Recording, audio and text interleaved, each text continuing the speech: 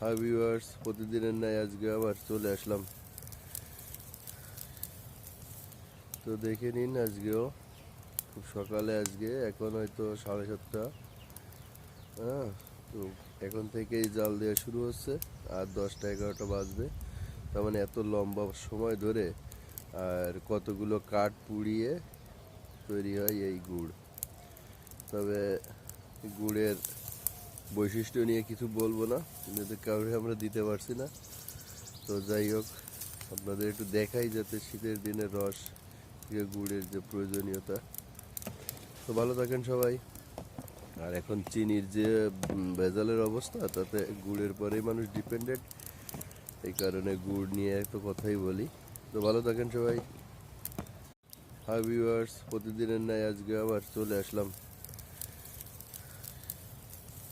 তো দেখে নিন, আজকেও খুব সকালে, আজকে এখন হয়তো 7:30। হ্যাঁ, তো এখন থেকেই জাল দেওয়া শুরু হচ্ছে, আর 10টা 11টা বাজবে। তার মানে এত লম্বা সময় ধরে আর কতগুলো কাঠ পুড়িয়ে তৈরি হয় এই গুড়।